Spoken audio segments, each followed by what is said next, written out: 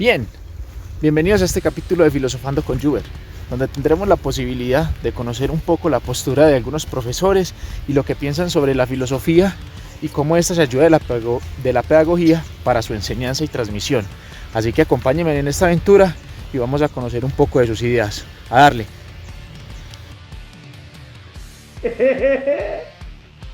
Bueno, muy buenas noches. Estamos con el profesor Eufrasio Guzmán, un referente muy importante de lo que tiene que ver la filosofía en lo que es el departamento de Antioquia y también de nuestra hermosa región Colombia. Profesor, ¿cómo ha estado? ¿Cómo le ha ido? Hola, Juber, muy bien.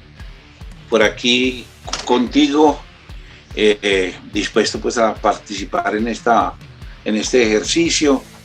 Y está bien así la imagen. No preguntes. Solo gózalo. Perfecto, todo se ve muy bien y muy bien, listo. Bueno, cuéntenos un poco sobre Eufrasio Guzmán. ¿Quién es Eufrasio Guzmán? Bueno, yo soy escritor, investigador, hago parte de la Universidad de Antioquia desde 1981. El macho.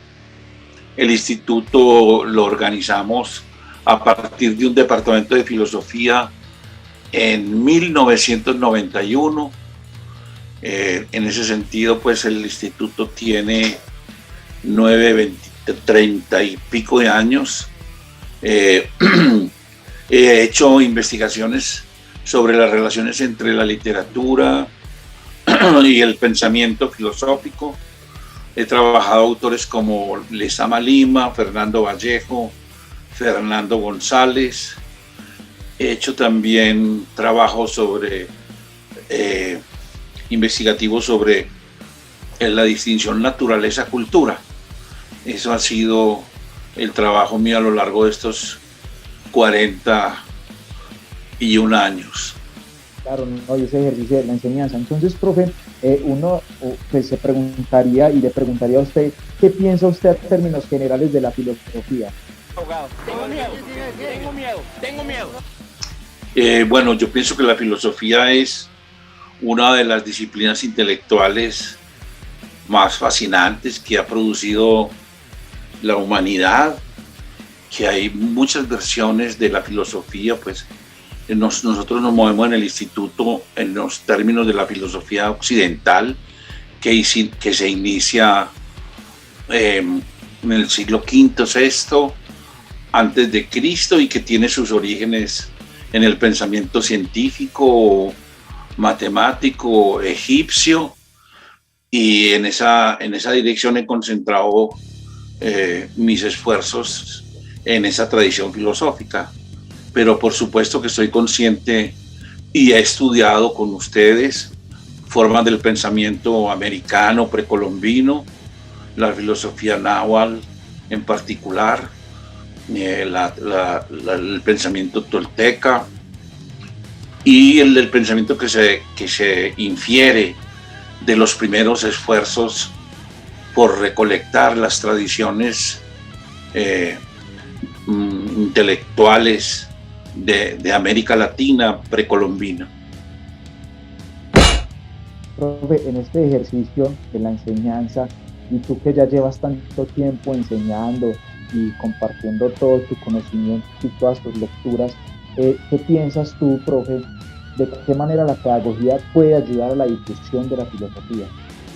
Bueno, es fundamental, es esencial, y bueno, en el instituto hemos tenido una línea de reflexión que se ha fortalecido mucho y espero que salga incluso más fortalecida ahora bajo la dirección de la profesora Diana Melisa Paredes, que tiene formación pedagógica.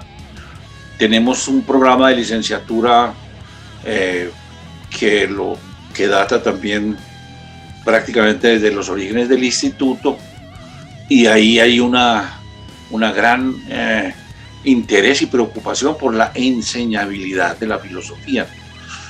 Hay varios profesores que han hecho tesis de pregrado y de maestría sobre ese tema. Tenemos también un profesor brillante en el tema pedagógico, que es el profesor Felipe Garcés, que es el coordinador del programa de licenciatura en la sede regional del Oriente.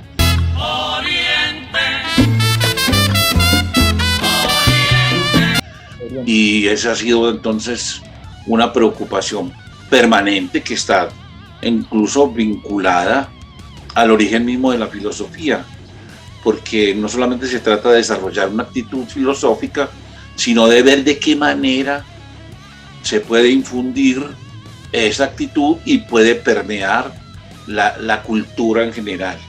Nuestra cultura nacional en Colombia requiere una presencia indiscutible de la actitud filosófica y esa es una de las tareas, digamos, de las motivaciones en el instituto para investigar, es cómo hacer para que la filosofía enriquezca la opinión pública. Y ha habido entonces un trabajo de opinión a través de los medios, liderado inicialmente por el profesor Iván Darío Arango, a quien se le va a hacer un homenaje ahora el 26 de mayo, el profesor Francisco Cortés, y yo también he participado en ese trabajo de divulgar fuera de las aulas la actitud y el pensamiento filosófico. Pero esto ya es otro nivel. Qué bueno, profe, qué bueno también, y se le hace ese reconocimiento por su ardua labor y esa enseñanza tan noble que tiene usted. Profe, ¿considera que aprender filosofía hoy en día es algo útil? No. Claro que... Ay, ¿cómo que? No. Bueno, sí. Es no solamente útil, es el núcleo de la actitud filosófica es la actitud crítica. Y estamos viviendo un momento, por ejemplo, no solamente desde el punto de vista nacional, sino global. La necesidad de la filosofía, yo diría que es urgente porque en Colombia, a partir de la campaña presidencial, estamos asistiendo a una avalancha de mentiras. Y de producción de falsas noticias que ha entorpecido la percepción de las propuestas de los candidatos. Y a nivel mundial estamos asistiendo también a unos ejercicios de fuentes de información diversas en el conflicto entre Ucrania y Rusia. Tanto Rusia como el eje occidental han estado difundiendo toda clase de mentiras.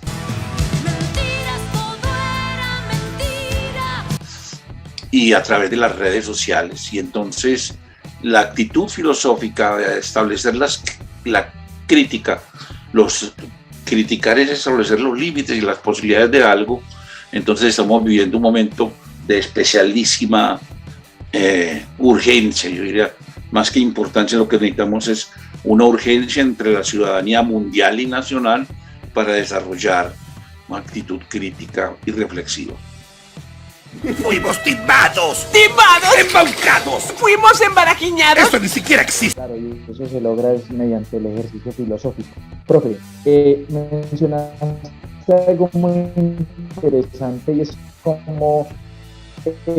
Actualízate al internet por fibra óptica y sin contratos. Que no te engañen con precios altos y velocidades lentas. Esa falsa información y tantos elementos que le llegan a muchas personas desde lo personal, esos elementos transmedia, las redes sociales, YouTube, todo este tipo de elementos, ¿cómo pueden potenciar de una u otra manera también el ejercicio filosófico?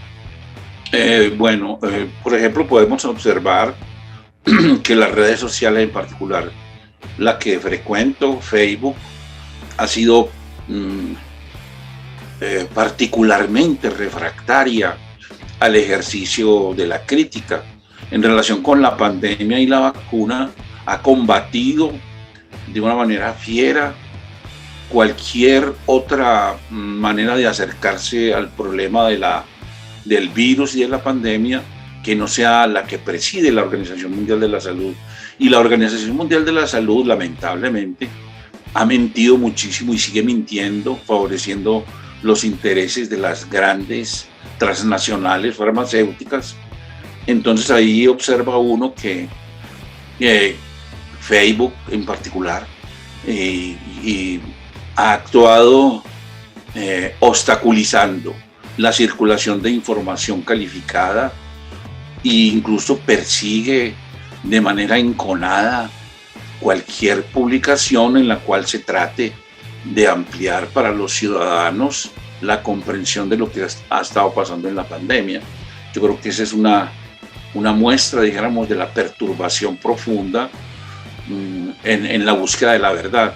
Y al difundir toda clase de versiones de dudosa procedencia científica, actúa oscureciendo. Yo creo que en eso la ciudadanía encontraría en la actitud filosófica una responsabilidad muy clara, y es que no debemos tragar entero como ha pasado. Están infundiendo miedo, terror. Yo recuerdo cuando empezó la pandemia hace 2 años, que se difundían imágenes que luego resultaron que eran perversas, gente cayendo en las calles como moscas. Ese compa ya está muerto. Y persecución a los individuos, a los científicos, a los investigadores que habían sido incluso miembros de la Organización Mundial de la Salud. Los han silenciado, los han perseguido, y eso es parte de una hegemonía del capital internacional en los medios y una apuesta al servicio de ese gran capital a las redes sociales, perturbando la participación ciudadana con conciencia y actitud crítica en todos estos procesos. Muy interesante su perspectiva, profe. Bueno, para culminar ya con esta parte de las preguntas. ¿Por qué? ¿Por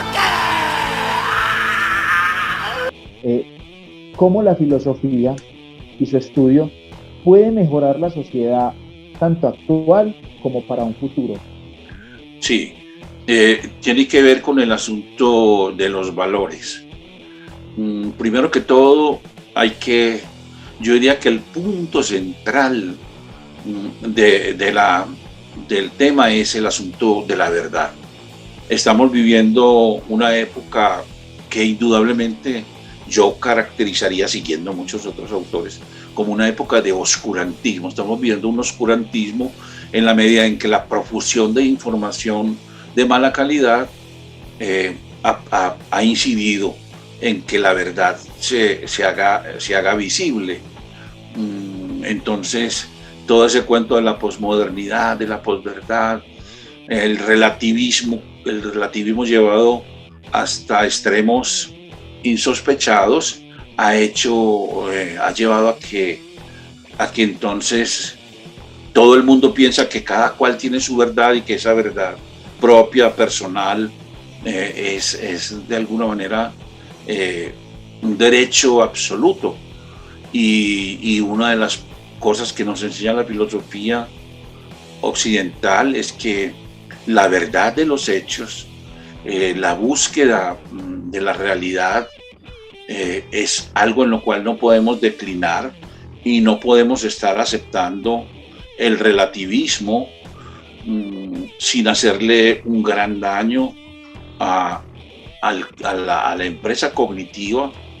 Se ha llegado incluso a la descalificación del pensamiento científico, y eso nos lleva, dijéramos, a que se fortalezca ese estado que digo, estamos en presencia de un nuevo oscurantismo que tiene la forma del relativismo y de la posverdad.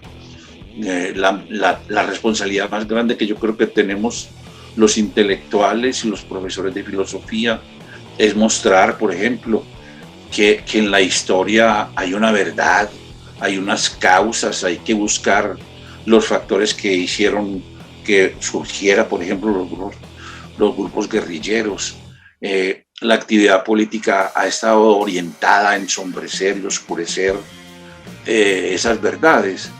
Y esa disputa, por ejemplo, se manifiesta alrededor del centro que actualmente preside el profesor Acevedo, que antes presidió Gonzalo Sánchez, el Centro Nacional de la Memoria Histórica, cuando debería estar jugando un papel protagónico en la difusión de la verdad, ha estado censurando, cuestionando.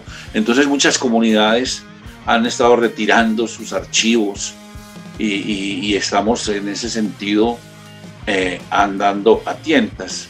Es muy difícil llegar a una verdad histórica, pero el hecho es que los grandes magnicidios, los grandes procesos requieren ser investigados con una actitud filosófica definida que permita establecer causas, explicar situaciones y demás. Yo creo que esa es la principal responsabilidad que tenemos los trabajadores intelectuales y el gran enemigo a vencer, el oscurantismo reinante. Muy interesante porque lo que menciona, profe, es verdad, esa búsqueda de esa verdad, no solamente verla desde los vencedores o de quien gana, que es el que la cuenta, sino también mirar otras perspectivas. Profe, de verdad, muchísimas gracias por este espacio y esperamos tenerlo nuevamente en este programa de Parlando con Juber. Con mucho gusto, Juber, y adelante, y te felicito por las iniciativas. Bueno, que estés muy bien. Yo cuando tenga el video se lo envío, ¿listo? Listo. No seas tan crédulo, McFly.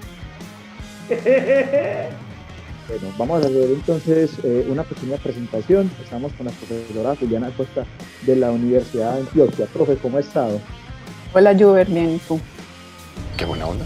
Muy bien, cuéntenos un poco quién es Juliana Acosta.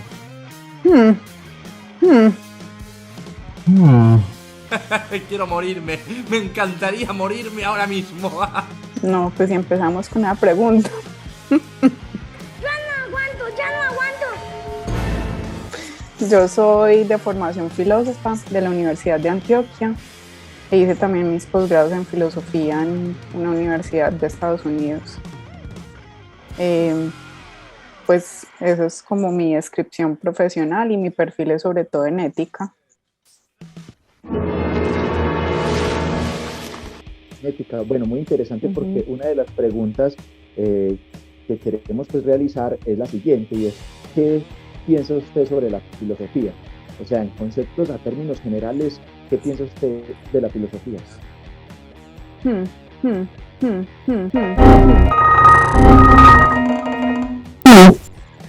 Bueno, yo creo que la filosofía es el pensamiento crítico por experiencia y por excelencia, perdón. Y pues si uno se remite a ese dicho pues de que la filosofía es la madre de todas las ciencias, yo lo creo así. Yo creo que en la medida en que los seres humanos, uno puede remitirse por ejemplo a los presocráticos, empezaron a cuestionarse el origen del mundo, más allá de los preceptos culturales y religiosos de su época, empezaron entonces a hacer pensamiento crítico, digamos, de las creencias concebidas culturalmente. Eso remite justamente a lo que yo te digo como pensamiento crítico por excelencia, ¿cierto? Porque en esa medida uno podría decir que realmente lo que hacen posteriormente las demás especializaciones de la ciencia, lo que hacen posteriormente las ciencias en su especialización, la física, la psicología, se desprenden justamente como de esas primeras concepciones críticas de la filosofía sobre, bueno, qué es el alma, qué es la naturaleza, cómo la podemos conocer. Entonces, yo diría que estas otras ciencias que se desprenden del pensamiento crítico originario de la filosofía, lo que logran justamente es como una especialización, tecnificación de esas primeras preguntas originarias del pensamiento filosófico. Entonces, que son realmente hijas de la filosofía. Muy bien, profe. Sí se escuchó bien. Es que sí, había mucho ruido afuera. Tranquila, no se preocupe. Bueno.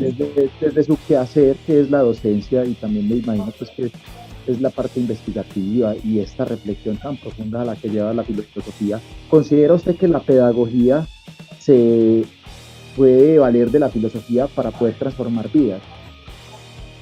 Sí, claro, o sea, dependiendo de cómo se entienda la pedagogía. Si la pedagogía sigue estando vinculada a esa idea del pensamiento crítico, es un motor muy importante eh, para transformar una cultura, una sociedad, para buscar solucionar sus problemas, tener un mundo más armónico, más feliz, si se quiere, desde un punto de vista de la ética.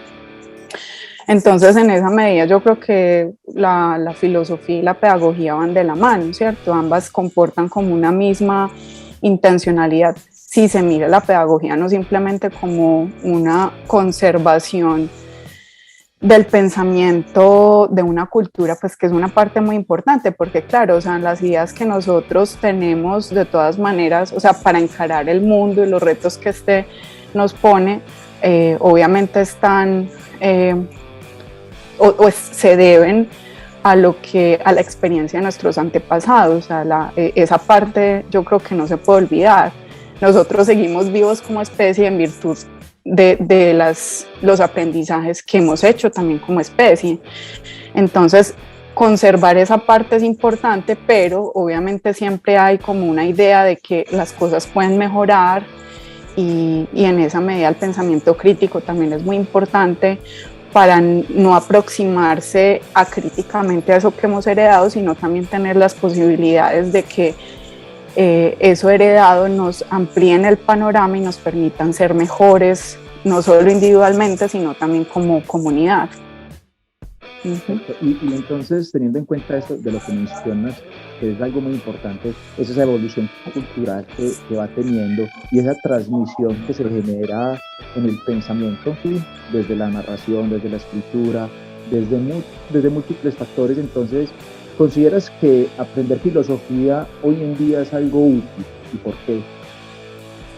Muy útil, pero como todo depende de cómo lo aprendas. O sea, claro, porque si lo mismo que pasa con otras áreas del conocimiento, me parece que también puede ocurrir con la filosofía. O sea, si uno simplemente aprende ideas filosóficas para aparentar cierta erudición, para repetir lo que otros ya han dicho, pues creo que no sirve de mucho. Pero insisto, o sea, en la medida en que la filosofía es pensamiento crítico en sentido estricto, ¿cierto? Si uno tiene un acercamiento crítico a esos autores, a esas ideas, y es capaz de leer con ella, con estas ideas y con estos pensadores el presente, eso es muy enriquecedor, que es incluso lo que yo intento hacer en mis cursos y en mis seminarios, intentar que más allá de uno defender la camisa de un filósofo, pues por ejemplo, yo obviamente tengo autores y filósofos que admiro, aprecio, en fin, pero yo creo que uno tiene que relacionarse con ellos en su complejidad como seres humanos también. Por eso yo en los seminarios y en los cursos he hablado de una filosofía encarnada, porque uno tiene que reconocer también los contextos, las limitaciones, pues no solo de nosotros mismos, sino también de los pensadores que nos inspiran. Entonces, por ejemplo, yo tengo un pensador que es clave para mí, o dos, que son Aristóteles y Peirce, y a mí me parece muy importante no solamente reconocer sus ideas, sus grandes virtudes, las grandes virtudes pues, de su pensamiento, pero obviamente reconocer su contexto histórico, sus limitantes culturales. O sea, uno no puede desconocer, por ejemplo, que Aristóteles pues habla supremamente mal de las mujeres, lo cual es muy impactante cuando, por ejemplo, uno contrasta con pensamientos platónicos que son un poco más progresistas que los del mismo Aristóteles. O Peirce, por ejemplo, también fue un hombre de pensamientos racistas, también era muy limitado en su concepción de las posibilidades que podían tener las mujeres en algunos momentos. Entonces, reconociendo todo eso y relacionándonos críticamente con esas ideas que nos proponen los filósofos, a mí me parece que uno puede utilizarlo como herramientas muy potentes para acercarse al presente e imaginarse el futuro. Entonces, así es como intento ver, aprender y enseñar la filosofía. La verdad, las cosas como son. Bien, profe. Bueno, ¿de qué manera, y teniendo presente que la virtualidad nos cogió tan desprevenidos, pero teniendo en cuenta estos elementos transmediáticos, que se tienen hoy en día a la mano, podcast, videos, los videojuegos, este tipo de actividades que estamos haciendo de entrevistas virtuales, ¿cómo esto puede ayudar a la enseñanza de la filosofía? Yo creo que son una herramienta más que puede ser muy importante, ¿cierto? Puede... sí, es una herramienta que en la medida en que uno sepa usar y sepa para qué sirve y las limitaciones que puede tener. Obviamente, pues las herramientas no pueden reemplazar al profesor, o sea, en la medida en que tú tengas un buen docente que sepa qué está haciendo, cuáles son los objetivos, cómo quiere y qué quiere enseñar, y tiene un conocimiento adecuado de las herramientas, pueden ser herramientas muy potentes. De lo contrario, pues pueden ser herramientas muy perjudiciales, ¿cierto? Si uno cree que con herramientas virtuales va a reemplazar las posibilidades, por ejemplo, de ampliar la crítica y todo esto, probablemente no sea muy acertado. Yo creo que eso es como cualquier otra herramienta, es decir, por ejemplo, cuando uno tiene un carro y se choca, ¿de quién es la culpa? No del carro, ¿cierto? Sino de quien lo está conduciendo. Entonces yo creo que con cualquier tipo de herramienta es más o menos lo mismo, el mismo caso. Muy comprensible. Bueno, la última pregunta, y tiene que ver con esta, digámoslo, actualidad que se vive, ¿sí? Y también proyectando un futuro. ¿Cómo piensas que la filosofía y su estudio puede mejorar la sociedad, tanto actual como futura? Pues yo creo que va en la misma línea en lo que ya te he dicho más o menos sobre la educación, las posibilidades de la filosofía, cómo la filosofía encarna el pensamiento crítico por excelencia. Yo creo que la filosofía entendía entonces como ese pensamiento crítico que puede abrirnos los ojos o ser más conscientes de muchos aspectos de la sociedad que, por ejemplo, no con los cuales no estamos de acuerdo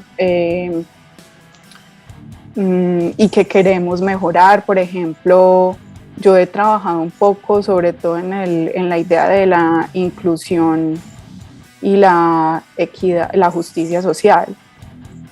Yo creo que esas reflexiones que nos permitan, por ejemplo, procurar que hayan mundos más armónicos, incluyentes, pluralistas, son muy importantes, ¿cierto? Sobre todo para las comunidades o sociedades que nos hemos comprometido con los ideales democráticos, por ejemplo. Entonces yo creo que emplear las herramientas filosóficas, la reflexión filosófica en esos ámbitos del conocimiento, de nuestras inquietudes sociales, políticas, culturales, son muy importantes. Profe, no, muchísimas gracias por permitirnos conocer un poco de su pensamiento, y ya sabes que bienvenida siempre será a nuestro canal. Bueno, Juber, muchas gracias por tu invitación, muchos éxitos. Bueno, profe, ¿qué tal? ¿Cómo se sintió?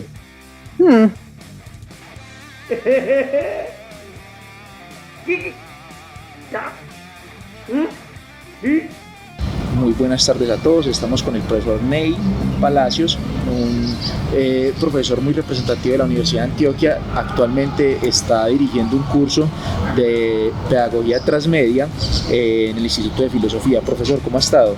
Muy bien, muchas gracias, Juber. Muchísimo gusto, profe, qué bueno tenerlo en el canal. Muy profe, amable. Una presentación para las personas que nos van a ver. Bueno, mi nombre es Neil Palacios, soy docente de filosofía, mi formación básicamente es en filosofía, un pregrado, licenciado y maestría en filosofía y un doctorado en pensamiento complejo. Espero pues poder compartir con ustedes hoy respecto a estos temas. Perfecto, profe, nos surge una inquietud y es a términos generales, ¿qué piensas de la filosofía? No, la filosofía es un saber maravilloso, totalmente vital para el mundo actual. Se requiere cada vez más filosofar, más pensar, y creo que esa demanda por el pensar no es solo pues propia de una academia, es el sujeto común y corriente que, pese a estar por fuera de las... Tranquilo. Esperemos que pase el avión. No. Que pese pues a estar por fuera de la academia, pues uno nota que demanda y exige y requiere estar pensando. Con esto que dices, entonces no pertenece solamente a la academia ese filosofar. No pertenece solo a la academia. Las personas requieren filosofía y bueno, esto no es pues por quitarle publicidad a las religiones, pero igual en ese sentido se está buscando otro tipo de razones, así sean trascendentes y religiosas. Eso creo pues que evidencia también una búsqueda que es propia de todo ser humano. Incluso pues aquel que se declara fuera de toda profundidad, esa es su forma de filosofar también, y por eso recuerdo mucho pues a Aristóteles cuando dice que para filosofar hay que decidir no filosofar, y para filosofar hay que estar, ya lo enredé, pero me disculpan. Este es un tremendo lío, desenrede si es capaz. Tranquilo. Para decidir no filosofar hay que estar filosofando. En todo caso, filosofar es siempre necesario. Sí, señor. Bueno, ¿de qué manera la pedagogía puede ayudar a la filosofía?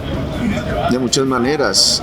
Yo creo que la pedagogía nos permite recorrer ese camino que a veces no hay entre la visión especializada del saber filosófico y el acercamiento a los grandes públicos. Pueden diferir de esta manera de entender la pedagogía, pero yo entiendo más la pedagogía hoy en el sentido de la posibilidad de comunicar un saber y que no se quede reservado a un círculo esotérico cerrado. Muy interesante esto que dices, profe, ese círculo esotérico, porque hoy en día también se ve y esa discusión que se genera en torno a la pedagogía, es si es una ciencia, es si no, y si lo vemos, pues de gran manera es un soporte muy grande para la filosofía. Sí, yo creo pues que se da esa discusión, hay disquisiciones muy precisas, se hila demasiado fino en torno a lo que es o no la pedagogía, pero yo considero que pedagogía es aquello que ocurre en el espacio escolar y que es lo que excede la mera instrucción o la mera comunicación de un saber.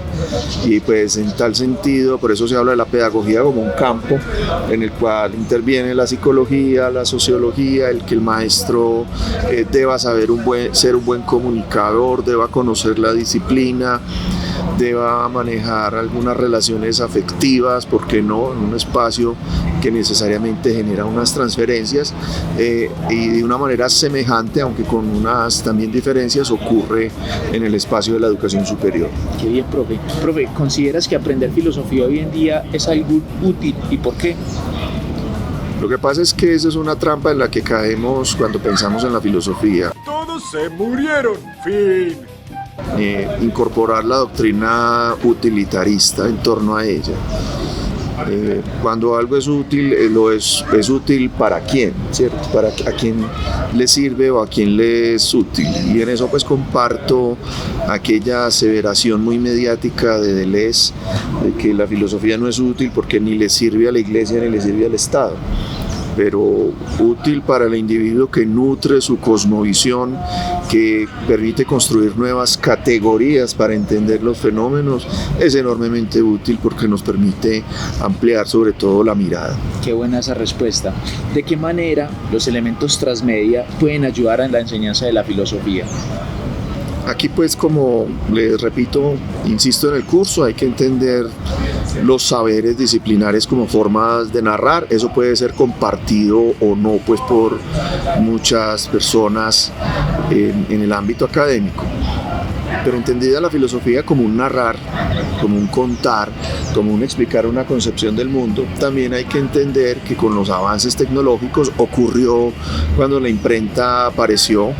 Ya pues el oficio de comunicar no era propio solo de los escribanos, quienes copiaban un texto manualmente, sino que ya la imprenta permitió masificar en primer lugar la Biblia. Cuando aparece la radio, cuando aparece la televisión, son nuevas formas, son nuevos medios que necesariamente son afectados por el mensaje que es transmitido. Y con estas nuevas mediaciones vamos entendiendo que que el universo no se circunscribe solamente al libro de texto, sino que hay otras formas también de comunicar y de aproximarnos a los saberes. Nuestras formas de leer una imagen, de captar una imagen, una fotografía, un cuadro, cosas pues que parecen ajenas al saber filosófico especializado que subsiste así porque la misma academia se lo exige, pero que desde la reflexión pedagógica debemos considerar otros modos de transmitir y de comunicar la filosofía. Nuevos mensajes y nuevas filosofías que aparecen en el cine, en los podcasts, en la televisión, en los videos de YouTube, en los videojuegos y en distintos elementos que creo que podemos aprovecharlos para potenciar la enseñanza de la filosofía. Claro que sí, muy de acuerdo también con esa parte. ¿Cómo la filosofía y su estudio puede mejorar a la sociedad tanto actual como futura? Habrá que preguntarnos si requerimos cada vez un mayor ejercicio de una racionalidad o no, y una racionalidad que no nos conecta solo pues con un instrumento racional propio del método científico del siglo XVI, sino una racionalidad que es libre y nos permite indagar también por nuestras propias irracionalidades, por nuestros propios discursos, incluso pues de la locura, como lo consideró Foucault y todo eso. Todo eso es necesario para comprender quiénes somos, dónde vivimos, cuál es nuestra idiosincrasia, y una filosofía libre, no manipulada, donde el mensaje comunicado desde esa forma ideal que la veía Habermas de la comunicación humana, pues sea posible, nos va a proporcionar una sociedad más racional y que comprende mejor también, ¿por qué no?, sus irracionalidades. Sí, señor. Profe, por lo último, ¿algún mensaje Ahora, ¿con qué pendejada me vas a salir? que quieras dejar a las personas que vayan a ver este video? No, que lo sigan, que sigan apoyando a Juber en este trabajo.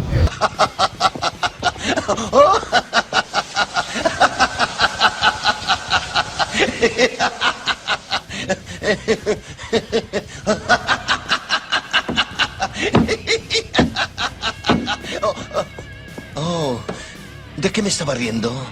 Y que sigan filosofando y buscando fuentes para leer, pensar, discutir y sobre todo conversar, que es uno de los actos más placenteros de la vida humana. Profe, muchísimas gracias. A vos, Juber. Tiempo de terminar esto. Bien, muchas gracias a las personas que nos acompañaron en este video y en esta aventura de Filosofando con Juber. Tuvimos la posibilidad y oportunidad de conocer las posturas de algunos profesores, su pensamiento sobre la filosofía y cómo ésta se ayuda de la pedagogía para poder transmitirse y llegar a diferentes personas. Los invitamos a que sigan disfrutando de la maravillosa vida, de lo que tiene la filosofía para ofrecernos, y vamos a aprovechar que todavía estamos vivos, así que nos vemos en una próxima aventura.